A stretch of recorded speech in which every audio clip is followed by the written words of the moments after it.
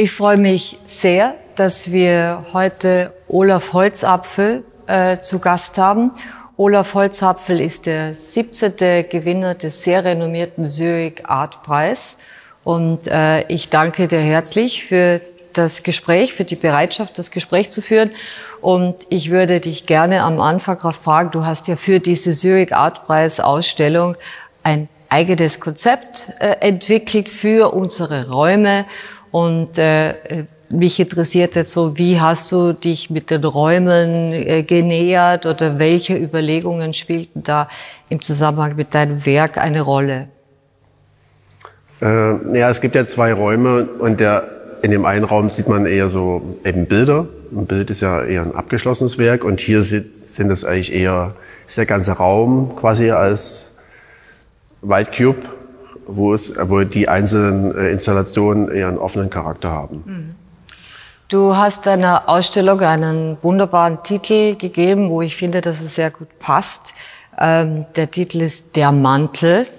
So, der Mantel, eine Art Schutzhülle. Und auch da hast du uns eigentlich schon so ein paar Indikatoren gegeben, was für dich da wichtig war. Vielleicht magst du da noch mal was dazu sagen. Ja, eins der Themen meiner Arbeit ist ja dieses eben das Dazwischensein und die Findung von Entscheidungen. Und diese Installationen, die hier zu sehen sind, sind ja alle aus Naturmaterialien. Und das heißt eigentlich immer, man nimmt die Dinge also man erntet die oder man geht zu Handwerkern, arbeitet mit denen und man stellt etwas auf. Aber es ist eigentlich nie final, sondern das Wichtigste ist eigentlich der ganze Prozess. Und deswegen ist es auch wichtig, dass die Arbeiten so noch einen offenen Charakter haben. Der Mantel heißt ja auch sowas wie zwischen Innen und Außen, also etwas, was wir bauen, eine Art Hülle zwischen dem Innen und Außen. Das ist eigentlich auch bei diesen Architekturen oder bei diesen Räumen, die hier entstehen, auch der Fall, dass sie eigentlich immer etwas beinhalten oder im Bauwerk werden könnten oder den Menschen umhüllen, eine Energie geben oder schützen.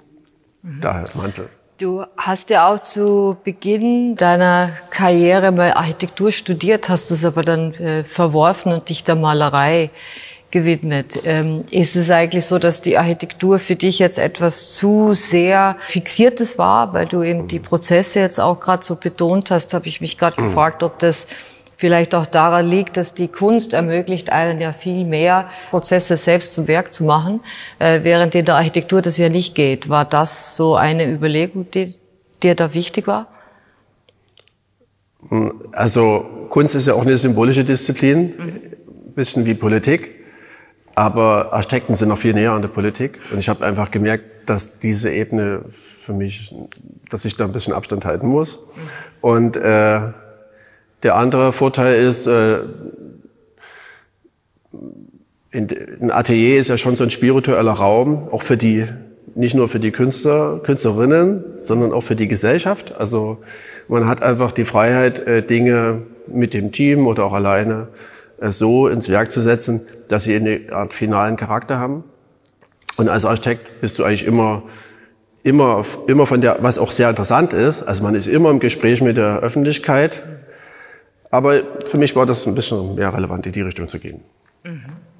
Ich würde gerne dieses Werk, das ja auch jetzt ganz spezifisch nochmal für die Ausstellung entstanden ist und den Titel der Ausstellung eigentlich auch trägt, der Mantel.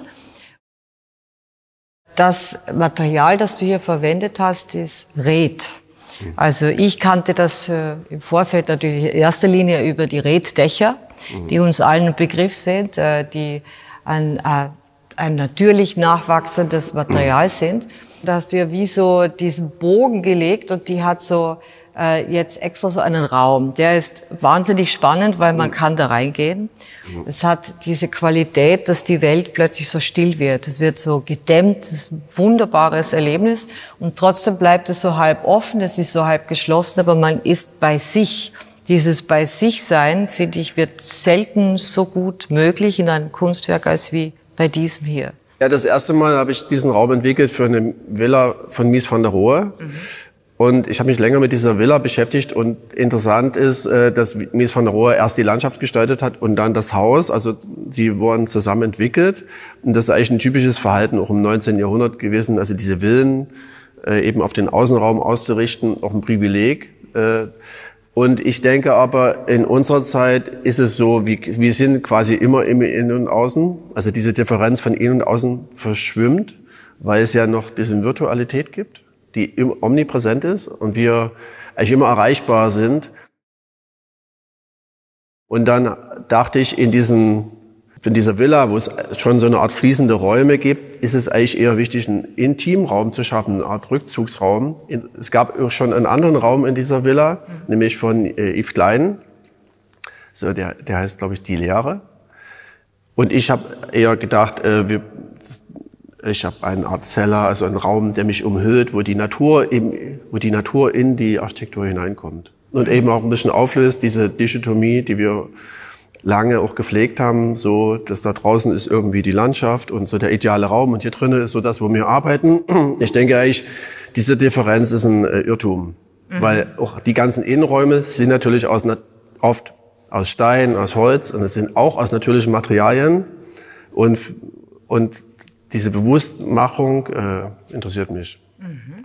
So in den Anfängen hast du dich ja ganz stark mit Megalopolen und virtuellen Räumen, beziehungsweise sogar der Vergleichbar von beiden interessiert. Und da geht es ja in erster Linie auch so um Rasterstrukturen, um dieses Ordnen von Räumen.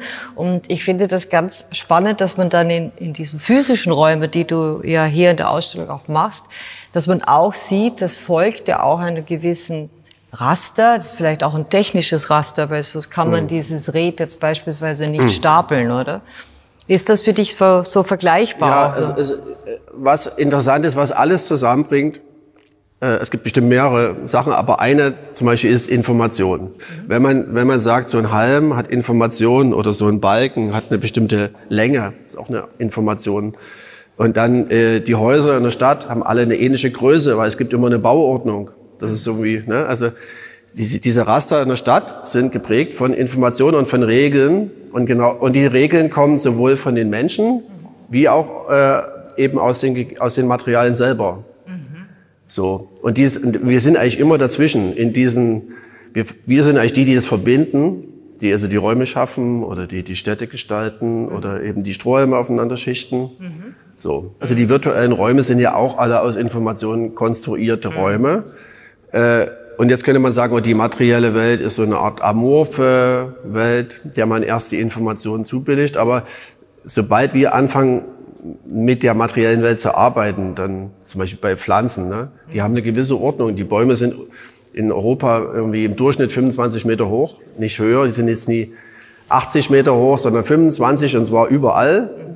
Das heißt, es gibt eine Art Information auch in der Natur und für mich mein Interesse ist eigentlich, die Dinge zusammenzubringen. Und bei mir hat sich es gezeigt, dann, dass ich gemerkt habe, dass eigentlich diese materiellen Räume für mein Interesse noch interessanter sind als das Virtuelle. Ich entwickle eigentlich die Sachen auch zusammen immer, ne? Also es gibt für mich nicht diesen Unterschied zwischen Virtualität und analoge Welt. Eben aber eine der Informationen ist zum Beispiel, das hast du mir gestern oder so mal erklärt, dass die Höhe der Bäume, wenn man die fällt und dann Balken draus macht, dass die ja eigentlich unsere Architekturen, in denen wir leben, mitbestimmen. Und dass wir aber eigentlich auch die Verbindung zu diesem Wissen eigentlich verloren haben, oder? Und das ist so etwas, was du wieder reinholst, dass du mit deinen Werken, weil du es auch so ein bisschen vor Augen führst und zum Beispiel, ich nehme an, dass auch die Höhe oder die Längen der jeweiligen Fachwerkelemente oder des alphabetischen Anteils von dem Fachwerk, du nennst es ja Alphabet, dass diese Information wieder zurückgeholt wird. Also mich interessiert auch das Einfache eigentlich immer, so zum Anfang zurückzugehen und gar nicht so sehr, wo ich sage, das zeigt Aktuelle oder das Alte, sondern es geht eigentlich mehr für mich in meiner Arbeit, glaube ich, um die Dinge, die einfach immer da sind.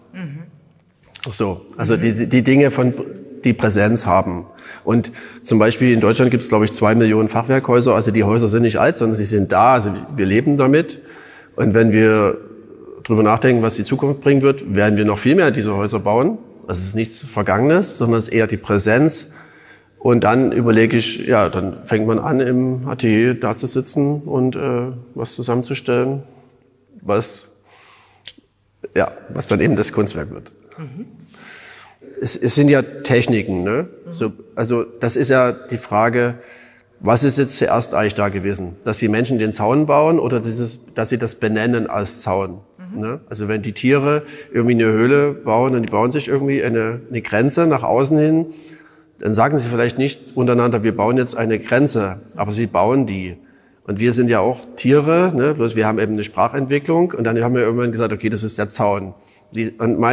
Was mich interessiert, ist auch so ein bisschen, ist das schon da? Was ist enthalten und was kann ich tun?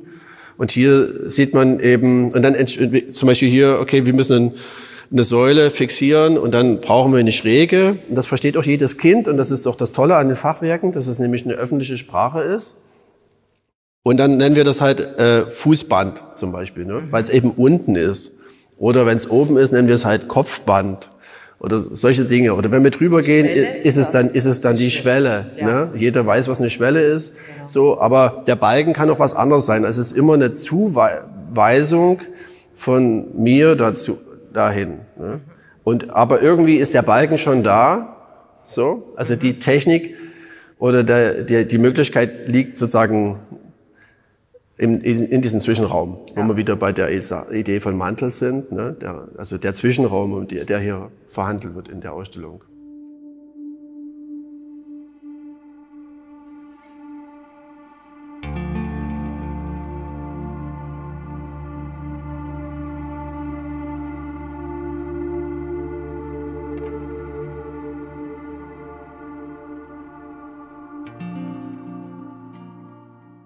Wir befinden uns hier jetzt im ersten Stock von deiner Ausstellung, die jetzt eigentlich in einen sehr interessanten, ich würde nicht mal Gegensatz sagen, weil das hängt sehr gut zusammen, aber wir haben eine andere Sprache. Hier kommt quasi mehr der Maler raus. Mhm. Wir reden hier auch von Bildern und wir reden hier von Strohbildern einerseits und Heubilder, beziehungsweise eigentlich nennst du sie ja Lichtbilder. Mhm. Lichtbilder kann man, glaube ich, sich sehr gut vorstellen. Heu entsteht ja, weil es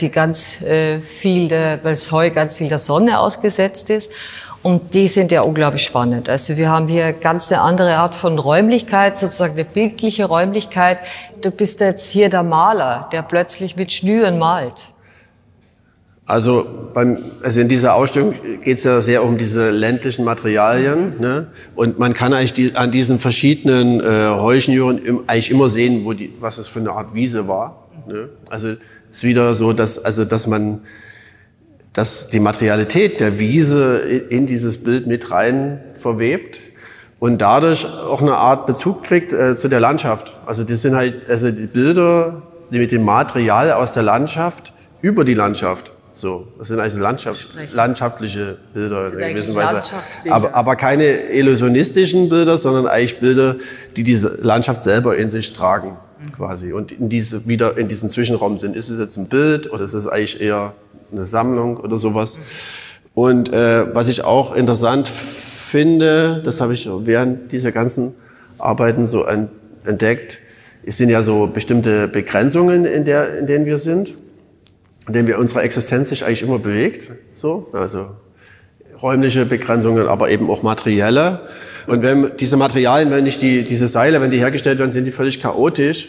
Und wenn man sie webt, dann kommt man einfach auf diese 3 Grundformen des Webens.